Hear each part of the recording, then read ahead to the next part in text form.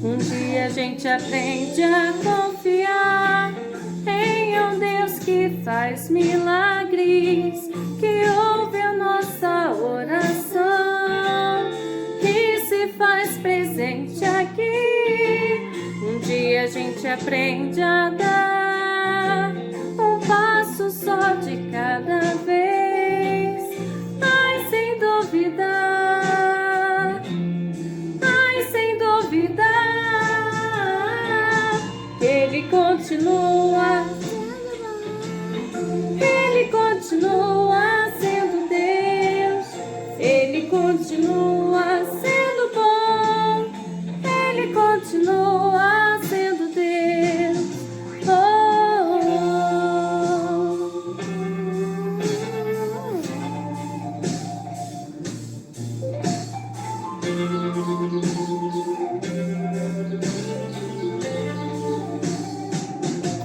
então chega o dia de viver tudo que se aprender e a enxergar até o que não se pode ver. Chega o dia de entender até ouvir o não de Deus. Mas sem duvidar, mas sem duvidar, Ele continua sendo bom, Ele continua sendo Deus, Ele continua sendo bom, Ele continua sendo Deus, Ele continua sendo bom, Ele continua sendo Deus, Ele continua sendo bom, Ele continua sendo Deus.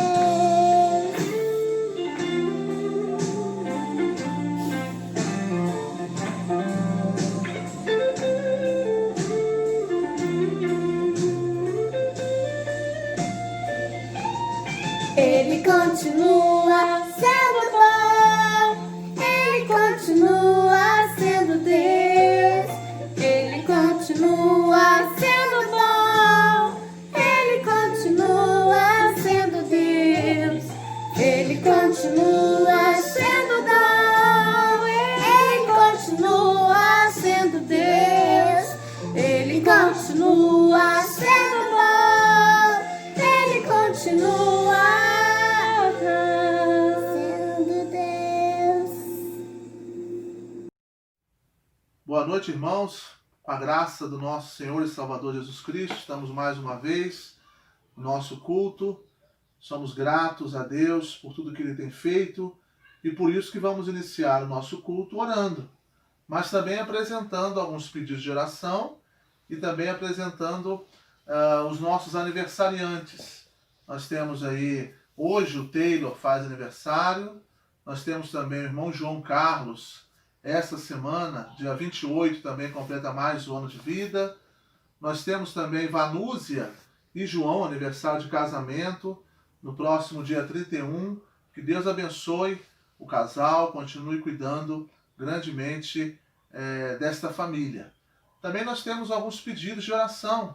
Vamos continuar aí orando pelos enfermos, irmã Gesilda, Dona Ione, Dona Delvira, Dona Nilza, Dona Germa, que Deus possa estar abençoando aí as nossas irmãs. Temos também os afastados, a qual o pastor sempre tem orado e pede também que a igreja possa estar se mobilizando em oração para que Deus possa estar incomodando esses corações e eles também serem obedientes à voz do Espírito Santo a retornarem à casa do Senhor. Também devemos estar orando pela retomada dos cultos no templo. Vamos, irmãos, orar, vamos pedir a orientação de Deus, a oportunidade que Deus nos dá, que possamos obedecer. Pedimos a Ele que nos dê força, nos dê coragem, nos dê ânimo e temor à sua palavra, né? Também orarmos pelo irmão Reinaldo e pela sua família. seu sogro está hospitalizado, então que Deus possa cuidar ali dele, também da sua sogra, né, abençoando também ali aquela família, que Deus possa estar fortalecendo, abençoando os médicos, cuidando, para que tudo esteja sendo amparado, direcionado pelo poder do nosso Pai Celestial. Então vamos estar iniciando esse culto com uma oração. Pai de amor, nós somos gratos pelo teu cuidado, por mais este culto, ó Deus, de adoração ao teu nome. Nós somos gratos, ó Deus, pelos aniversariantes desta semana, o Taylor, ó Deus, o João, também aniversário de casamento do João e a Vanúzia. Abençoe, ó Deus, este casal grandemente, cuidando, ó Deus, da sua filha, abençoando o teu servo João, abençoando o Taylor, que o Senhor, ó Deus, esteja cuidando dos nossos aniversariantes, dando a eles muita saúde, muita paz, mas principalmente na tua santa presença. Pedimos, ó Deus, pelo retorno nos cultos ao templo. Ó Deus de amor, esteja mostrando, esteja nos dando direção, nos dando, ó Deus, força para esperarmos a tua vontade, o teu agir. Que possamos também ter coragem, ó Deus, para voltarmos à tua casa, saber que o Senhor está no controle, que o Senhor vai nos abençoar, vai nos proteger, que tenhamos essa confiança em ti. Também, ó Deus, nós te pedimos pela família do irmão Reinaldo, sua esposa, seu filho, abençoando ali, ó Deus, o seu sogro, que está hospitalizado, que o Senhor esteja cuidando dele, na recuperação. Agradecemos pela sogra também, que já está um pouco melhor, te pedimos que o Senhor continue cuidando dela. Pedimos, ó Deus, pelos enfermos também da nossa igreja. Abençoe a irmã Gesilda, Dona Ione, Dona Delvira, Dona Nilza, Dona Germa. Cuide das nossas irmãs, ó Deus, a qual nós temos sempre orado e pedimos a tua direção, o teu cuidado, a tua proteção para elas. Pedimos também, ó Deus, pelos afastados. Continue, ó Deus, trabalhando no coração deles, para que eles tenham, ó Deus, o desejo, a vontade, a alegria de quando nós voltarmos o retorno aos cultos no templo, eles possam também ter essa alegria, essa vontade de estar conosco ali, congregando, participando, louvando e agradecendo o teu nome. Agora que vamos meditar um pouco na tua palavra, que possamos falar unicamente que é da tua santa vontade. Nós fazemos esta oração em nome do teu Filho amado Jesus. Amém, Senhor. Irmãos, nós vamos dar continuidade aí na carta de 2 Pedro. Abra sua Bíblia em 2 Pedro, capítulo 1, os versículos 12 ao 21. 2 Pedro, capítulo 1, versículos de 12 a 21. Nós vamos ler em blocos. Então eu dividi aqui em 3 partes a nossa reflexão desta noite, e aí então cada parte estaremos fazendo essa leitura. O tema da reflexão desta noite é: a palavra de Deus é a base para a fé cristã. Anteriormente, irmãos, falamos sobre a provisão divina para a piedade. Falamos da fonte dessa previsão, dessa provisão. O versículo 3, nós comentamos muito no versículo 3, falando dessa fonte dessa provisão, que é o próprio Deus.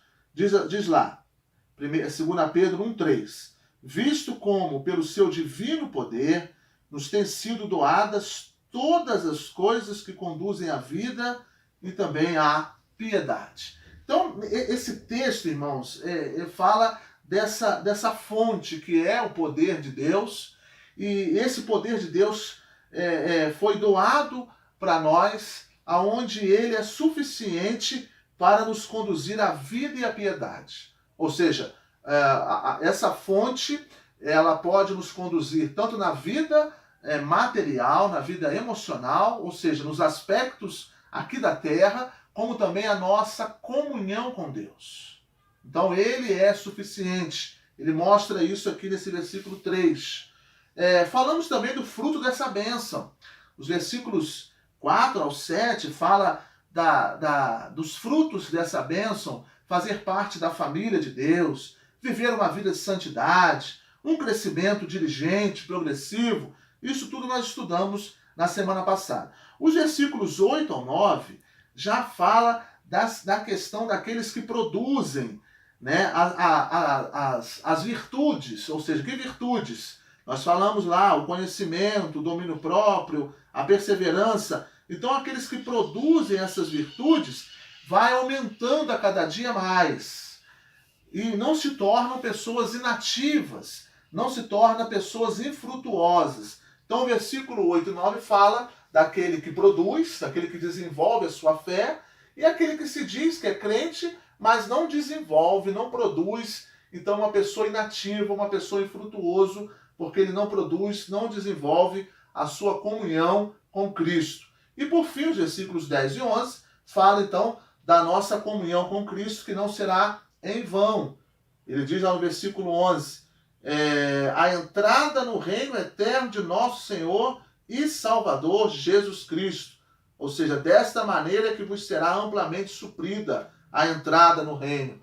Então é necessário, é claro que a salvação é pela graça, mas também é necessário que eu possa produzir, que eu possa me santificar. Então Pedro diz, olha, a salvação é pela graça de Cristo, é por meio dela, mas também é necessário que vocês possam estar desenvolvendo a comunhão com Cristo a cada dia mais, desenvolvendo, aumentando, crescendo, evoluindo na presença do Senhor. E aí os versículos de 12 ao 15, ele fala o motivo dessa carta. Vamos ler? Por esta razão, sempre estarei pronto para trazer-vos lembrados acerca destas coisas, embora estejais certos da verdade, já presente convosco e nela confirmados. Também considero justo, enquanto estou neste tabernáculo, despertar-vos com essas lembranças, certo de que estou prestes a deixar o meu tabernáculo, como efetivamente nosso Senhor Jesus Cristo me revelou. Mas, de minha parte, esforçar-me-ei diligentemente por fazer que a todo tempo, mesmo depois da minha partida, conserveis lembrança de tudo. Ele inicia essa passagem, essa parte, com essa expressão, por esta razão. Qual é a razão? A razão se encontra no versículo 11. Né? Se você olhar direitinho, o versículo 11 mostra para nós que a nossa razão, ou seja, é o céu, é a entrada no reino de nosso Senhor e Salvador, Jesus Cristo. Então, por esta razão, eu escrevo a vocês. Por esta razão, que é essa entrada no reino do céu, por essa razão que a salvação é pela graça, eu continuo escrevendo a vocês para que vocês estejam prontos a lembrar acerca dessas coisas. Que coisas? As virtudes. Ele usa a expressão aqui acerca dessas coisas. E essas coisas são as virtudes que nós vemos lá nos versículos de número 5, de número 6, de número 7. Nós vemos lá a piedade, o conhecimento, nós vemos lá o domínio próprio, né? Nós vemos também a perseverança, nós vemos a fraternidade. Então, eu mais uma vez, diz o apóstolo Pedro, eu mais uma vez escrevo novamente para vocês, para que vocês permaneçam na verdade. O motivo dessa carta, irmãos, nós sabemos que era para advertir a igreja que estava dispersa, a ela ter cuidado com os falsos mestres. E para você ter cuidado e não dar ouvido aos falsos mestres, você precisa conhecer a verdade. Então, uma das expressões que o apóstolo Pedro usa é essa. No versículo de número 12 mostra isso. Permaneçam na verdade. Ele diz isso no versículo 12. Por essa razão, sempre estarei pronto para trazer-vos lembrados acerca dessas coisas, embora estejais certos da verdade, já presente convosco e nela confirmados. Então ele diz no versículo 12 o motivo dessa carta. Ele, como líder, ele estava pronto para lembrar aos irmãos como proceder. Permaneçam na verdade. Permaneçam em Cristo. João 8,32 fala, e conhecereis a verdade, e a verdade vos libertará. Se nós queremos nos livrar do mal, do pecado, que tão de perto nos rodeia, o próprio Satanás, bramando como leão a quem possa tragar, eu preciso conservar a minha vida em Cristo, porque Ele é a verdade. Ele é o caminho, a verdade e a vida. Então, a preocupação desse líder, Pedro, era que a igreja permanecesse na verdade, porque os falsos mestres iriam com muitas palavras, com muito carisma, para tentar seduzi-los. Então, permaneçam na verdade para que vocês não caiam nas ciladas dos falsos ensinos. Nos versículos 13 ao 15 também que nós lemos, nós vemos um líder, ele comprometido em adverti-los contra os falsos mestres. Considero justo, enquanto estou neste tabernáculo, ou seja, enquanto estou neste mundo, despertar-vos com essas lembranças. Já no versículo número 15, ele usa um outro verbo, esforçar-me-ei diligentemente para que vocês não esqueçam de caminhar na verdade. Então ele usa a expressão despertar-vos com essas lembranças, e ele também usa o outro verbo, esforçar-me-ei com muito empenho. Ou seja, ele como líder, como um apóstolo, como servo de Cristo, a função dele era despertar esses irmãos através de uma carta para que eles pudessem então estarem conservados na verdade. E depois ele usa no versículo 15, eu vou me esforçar com muito empenho para que vocês continuem caminhando nessa verdade. Irmãos, como é bom você ter um líder como o apóstolo Pedro, aonde ele se preocupava em levar a mensagem de Deus. E ele se esforçava, se empenhava com muito cuidado, com muito afinco, para que esses irmãos não pudessem se afastar da presença de Deus. A primeira carta ele escreve em meio ao sofrimento, em meio à perseguição. A segunda carta ele escreve para advertir os irmãos contra os falsos mestres. Então foi um líder comprometido com o evangelho e amava a igreja. Irmãos, como eu tenho sentido falta dos cultos presenciais.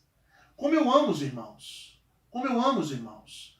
A maioria deles eu já tive o privilégio de estar visitando ou de estar junto em algum momento para conversar, para a gente poder orar. Isso Deus me deu esse privilégio para estar com a maioria dos irmãos. Como eu sinto falta da igreja, como eu sinto falta dos irmãos, como eu sinto falta da comunhão. Por quê? Porque eu amo os irmãos e amo o evangelho. Acima de tudo, eu amo o Senhor Jesus Cristo e amo o seu evangelho. Então eu vejo o apóstolo Pedro, eu procuro me espelhar nessa conduta dele. É claro que eu estou muito distante do apóstolo Pedro, eu não chego nem aos pés do apóstolo Pedro, mas eu procuro me espelhar nesse exemplo, nesse sentido de liderança, onde Pedro ele diz aqui que eu me esforço para vocês caminharem com Cristo. Eu me esforço para vocês permanecerem no evangelho. Eu vou despertar vocês para que vocês possam continuar lembrando da cruz de Cristo, lembrando do cuidado, lembrando da provisão que Deus deu a vocês. Irmãos, eu sou pastor de igreja, sou pastor de rebanho, não é? E é algo que eu tenho muito prazer em dizer isso. Estou em Campo do Coelho já há praticamente 9 anos com os irmãos, mas eu não sei até quanto tempo que nós vamos ficar juntos. Nós estamos nas mãos de Deus. Mas uma coisa que eu vou ficar muito feliz, irmãos, é que se um dia eu sair da igreja, os irmãos continuarem permanentes, firmes na verdade. E a gente sabe que a notícia chega. E muitos vão chegar assim e dizer, você foi pastor lá em Campo do Coelho, Daniel? Fui pastor lá por um bom tempo. Que bom. O pessoal lá, olha, é firme no evangelho. O pessoal lá permanece firme no evangelho. Aquilo é um grande presente que eu vou receber ouvindo essa informação dos irmãos. Irmãos, vamos permanecer no evangelho. É interessante que o apóstolo Pedro diz aqui no versículo 14 que estava prestes a deixar esse tabernáculo, ou seja, estava prestes a partir, a morrer, né, deixar este mundo. Mas enquanto ele estivesse nesse mundo, a responsabilidade dele, a preocupação dele era esforçar diligentemente, ou seja, com muito cuidado, com muito empenho, para que a igreja pudesse permanecer firme no evangelho e conservar a lembrança de tudo. Amém, irmãos? Vamos continuar então. Versículos 16 ao 18 fala dessa experiência do apóstolo e a mensagem do evangelho em que foram alcançados. Vamos ver o versículos 16 ao 18. Porque não vos demos a conhecer o poder e a vinda de nosso Senhor Jesus Cristo seguindo fábulas engenhosamente inventadas, mas nós mesmos fomos testemunhas oculares da sua majestade. Pois ele recebeu da parte de Deus, Pai, honra e glória, quando pela glória excelsa lhe foi enviada a seguinte voz: Este é o meu Filho amado, em quem me comprazo. Ora, esta voz vinda do céu, nós a ouvimos, quando estávamos com ele no Monte Santo. No versículo 16, ele mostra para nós que a mensagem anunciada, ela está fundamentada em Cristo. Aí, mais uma vez, ele fala, olha, porque não vos demos a conhecer o poder e a vinda de nosso Senhor Jesus Cristo, seguindo fábulas engenhosamente inventadas. Naquela época, no século I, havia então uma seita, uma heresia que estava predominando e predominou por muitos séculos, que era o gnosticismo. O gnosticismo, eles não acreditavam na encarnação de Jesus Cristo, ou seja, que Jesus veio em carne. Então o apóstolo Pedro, mais uma vez, escreve à igreja o seguinte, olha, esses falsos mestres, eles virão com ideias, com fábulas engenhosas, que são carismáticos, mas eles vêm como lobo devorador para tentar vocês e tirar vocês da presença de Deus. Não acreditem, porque a nossa fé, ela está fundamentada em Cristo Jesus. Quando eu levei o ensino para vocês, eu levei baseado na fé em Cristo Jesus. Então, o versículo 16 fala isso, que a mensagem anunciada é uma mensagem fundamentada, baseada em Cristo. O próprio apóstolo Paulo, lá em Gálatas, capítulo 1, versículo 8 e 9, fala sobre isso. Olha, se algum anjo disser, ou se uma outra pessoa disser um outro evangelho, que seja maldito, seja anátema. Ou seja, nós só alcançamos a vida eterna através de Jesus Cristo. Nós só vamos para o céu se nós aceitarmos Cristo como nosso único e suficiente Senhor e Salvador. Então, a nossa fé, ela não está fundamentada em filosofia. A nossa fé, ela não está fundamentada na denominação. A nossa fé, ela está fundamentada em Cristo. Essa é a mensagem central. A mensagem central da palavra de Deus é que Cristo é o Salvador. Isso do Gênesis ao Apocalipse, nós podemos perceber isso. Jesus Cristo é a salvação. Então o apóstolo Pedro queria advertir mais uma vez a igreja, preparando a igreja para as falsas doutrinas, contra os falsos mestres, dizendo, olha, a mensagem central, a qual eu deixei aí, ela não foi baseada em filosofias engenhosas. Ela foi baseada e fundamentada em Cristo. E aí, nos versículos de número 17 e 18, ele mostra para nós que ele, juntamente com outros discípulos, outros apóstolos, eles foram testemunhas oculares da sua majestade. E aqui ele fala que, olha, o que eu testemunho, o que eu falo, eu presenciei. No versículo 16, mas nós mesmos fomos testemunhas oculares da sua majestade. E aí no versículo 17 e 18, ele fala da experiência dele na transfiguração. Estávamos com ele no Monte Santo. Então, se você for lá em Lucas 9, 28 e 35, né, é falado lá do Monte da Transfiguração. E ali estavam Pedro, Tiago e João. E aí nós podemos, que eu até falei quando eu preguei no panorama da segunda carta de Pedro, eu até falei que João pode descartar, porque João não fala nas epístolas e nem Apocalipse desse episódio da transfiguração. Tiago também não foi que escreveu essa carta de 2 Pedro, porque o próprio Tiago foi morto à espada. O livro de Atos conta isso. Então sobra Pedro. Ele usa o plural, estávamos, no sentido que havia outras pessoas com ele, que eram Pedro, Tiago e João, inclusive Pedro. Mas nós descartamos que Tiago e João, no sentido que escreveu essa carta, porque um foi morto à espada e o outro, João, nem cita isso nos seus livros que ele escreveu. Então foi Pedro que escreveu essa segunda carta. Né? Nós falamos isso lá no nosso panorama da carta de 2 Pedro. Então o apóstolo Pedro quer mostrar o seguinte, olha, eu estou testemunhando que a mensagem central é fundamentada em Cristo, não estou testemunhando só porque eu conheci, ou me ouviram, ou me falaram isso. Eu estou testemunhando porque eu presenciei isso. E aí ele cita, então, os versículos 17 e 18, falando que presenciou isso lá no Monte da Transfiguração, ou seja, a majestade de Deus. Ele foi testemunha ocular da sua majestade. Então o apóstolo Pedro, ele tinha, além de um grande testemunho, ele tinha experiências que ele vivenciou com o próprio mestre. Olha que privilégio que Pedro teve. Então ele disse, olha, a mensagem central é Cristo. Permaneçam com Cristo. Vivam na presença de Cristo. O evangelho a qual vocês aceitaram, o evangelho a qual vocês estão caminhando, ela não está baseada em fábulas, em filosofias, mas ela está baseada em Cristo. E eu presenciei isso, e aí ele conta então a experiência dele na transfiguração lá nos evangelhos.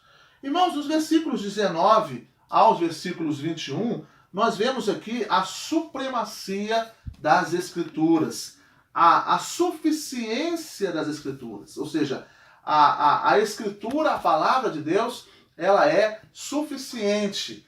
E aí ele fala isso nos versos 19 a 21.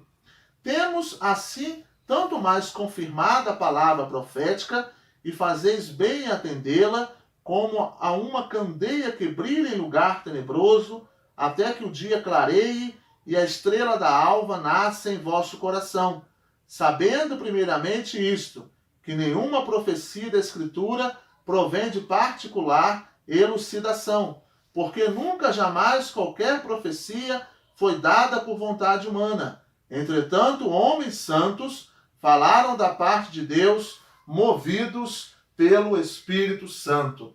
Então ele começa no versículo 19, comparando a palavra de Deus como uma luz brilhante nas trevas.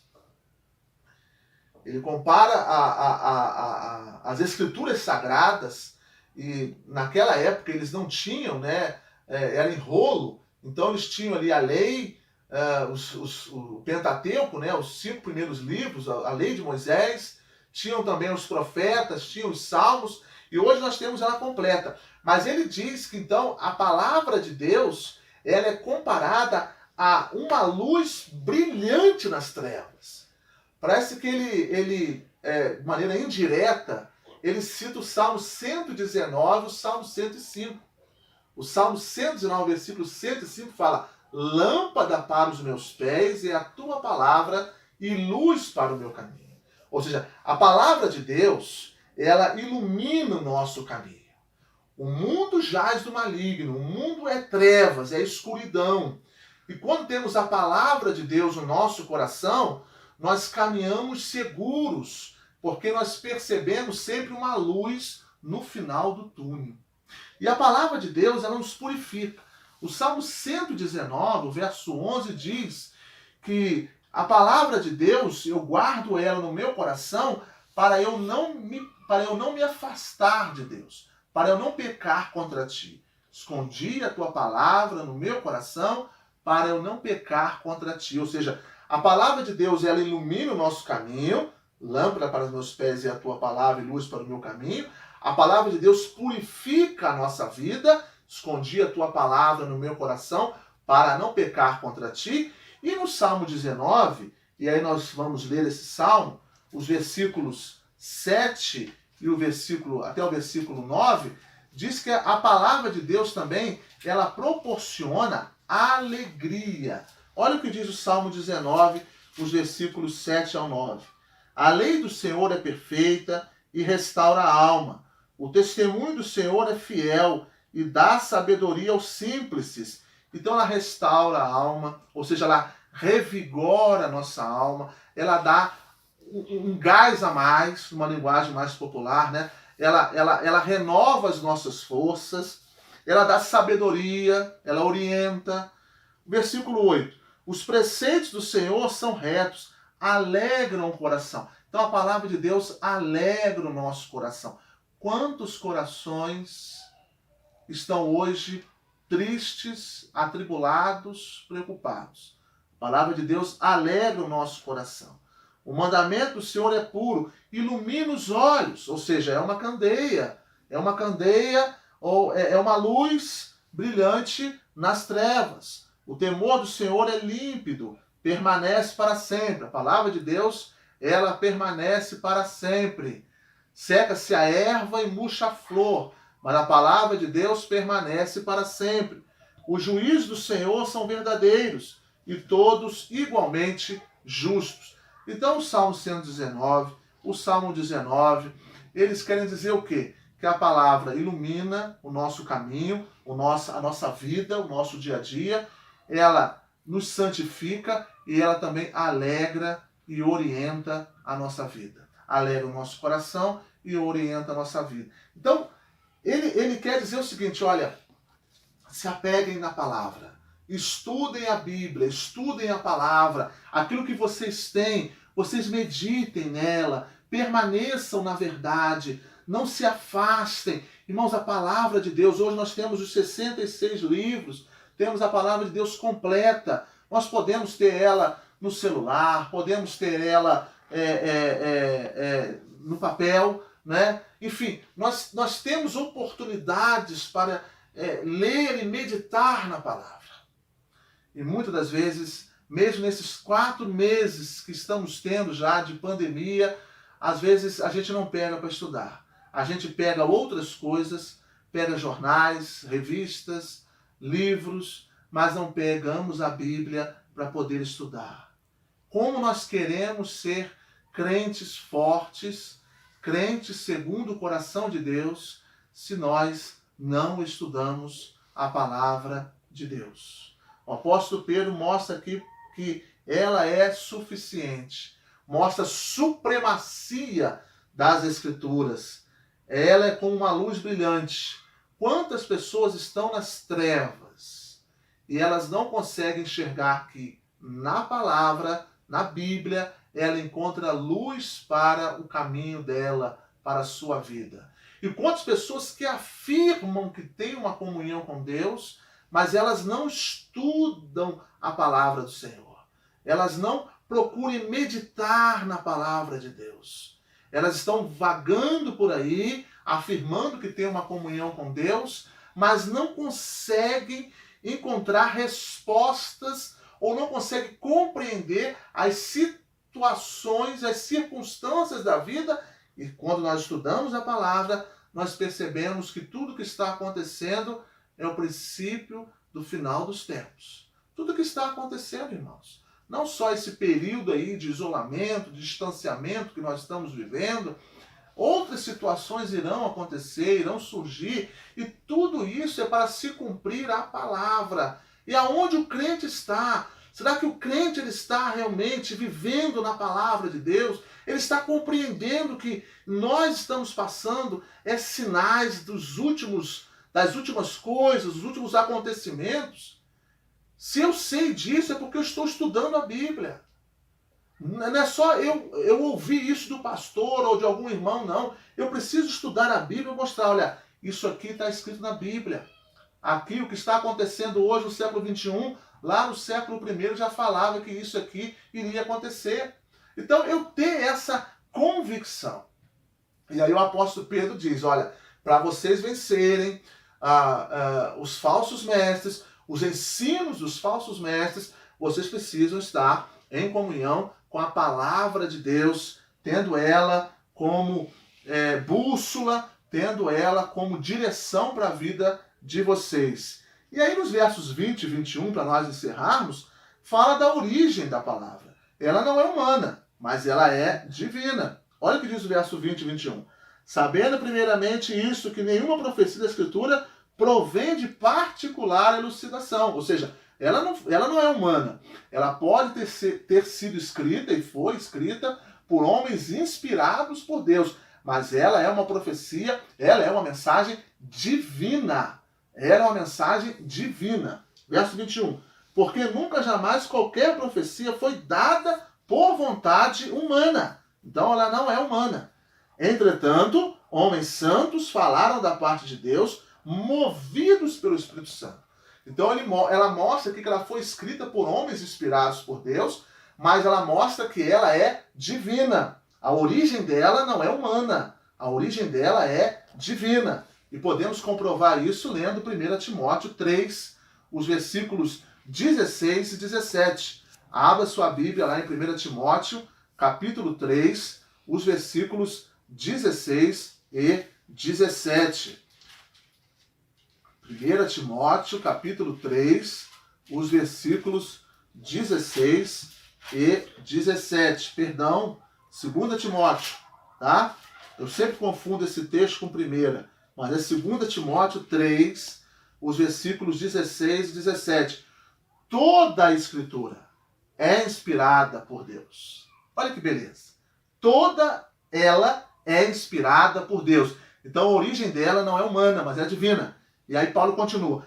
Toda a Escritura é inspirada por Deus e útil para o ensino, repreensão, correção, educação na justiça, a fim de que o homem de Deus seja perfeito e perfeitamente habilitado para toda boa obra.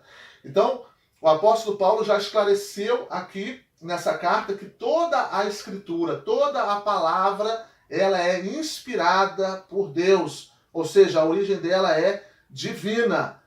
Toda ela, não tem nenhuma vírgula, não tem nenhuma expressão, nenhum verbo que não seja inspirado por Deus. Toda ela é inspirada por Deus. Mas Pedro esclarece que ela foi escrita por homens santos, separados e usados, orientados pelo Espírito Santo de Deus, mas ela fala que nenhuma profecia foi por particular elucidação. Ou seja, nenhuma profecia foi escrita por homem, mas foi divinamente inspirada por Deus. Ou seja, a sua origem ela é divina.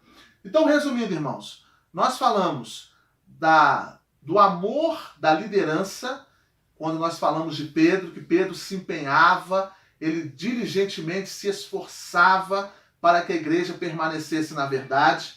Nós falamos também que a mensagem central está fundamentada em Cristo. Pedro fala isso nos versículos 16 ao 18, e ele diz, olha, eu testemunho e eu presenciei isso lá na transfiguração. Então eu fui testemunha ocular da sua majestade. E ele também fala da supremacia, ou seja, da suficiência das Escrituras, dizendo que toda ela é inspirada por Deus e útil para ensinar, para repreender, também para corrigir, para educar na justiça. E aí ela diz que alegra o nosso coração e também nos santifica e também é uma luz brilhante entre as trevas.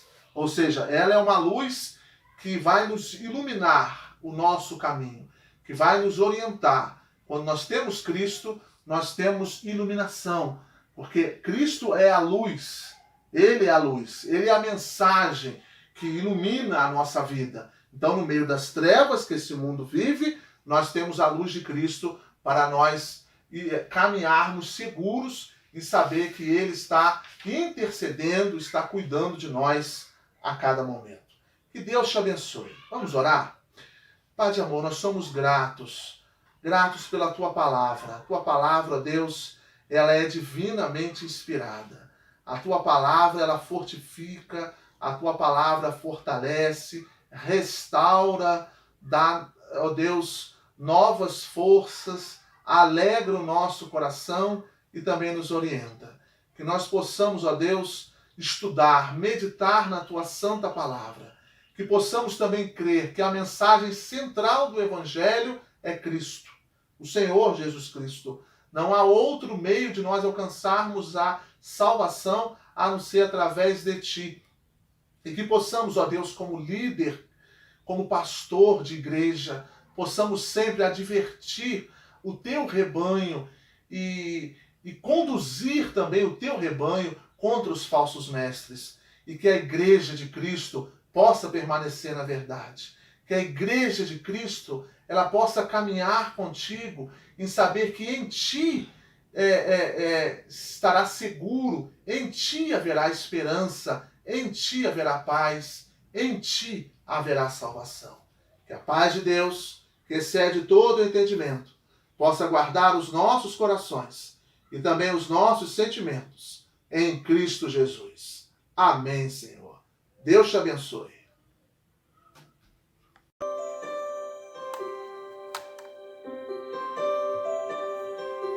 Quem pintou o mundo, quem escolheu a cor, fez o sol amarelo, pôs o verde na floresta e o vermelho em uma flor.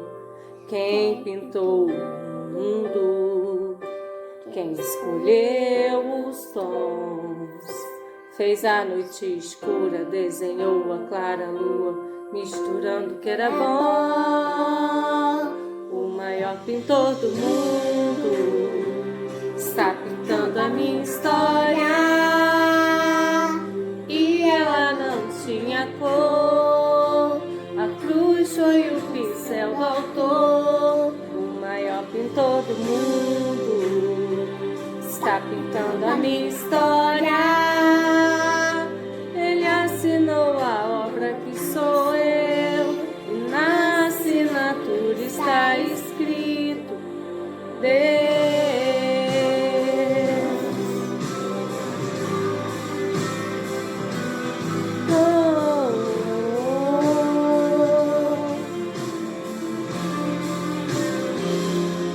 Quem pintou o mundo, quem escolheu a cor, fez o sol amarelo, pôs o verde na floresta e o vermelho em uma flor. Quem pintou o mundo, quem escolheu os tons, fez a noite escura, desenhou a clara lua, misturando o que era bom. O maior pintor do mundo está pintando a minha história, e ela não tinha cor. A cruz foi o pincel do autor. O maior pintor do mundo está pintando a minha história. Ele assinou a obra que sou eu, e na assinatura estava escrito Deus.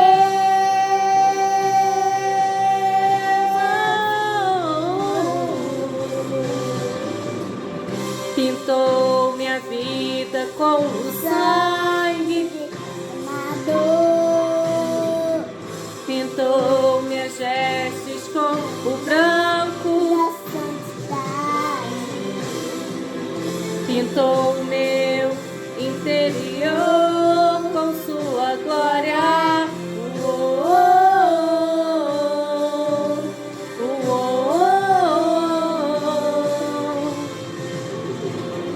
Pintou minha vida com o sangue derramado, pintou minhas vestes com o branco da santidade, pintou o meu interior com sua glória.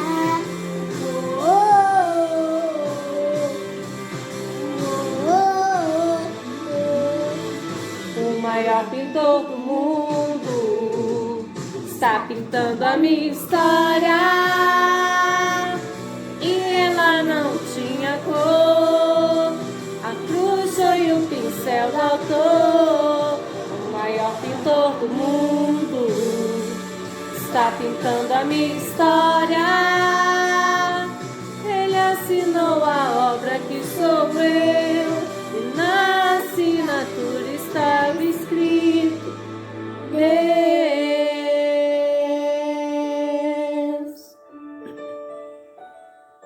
O maior pintor do mundo está pintando a minha história, e ela não tinha cor.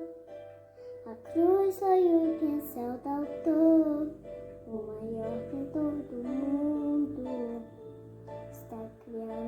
história.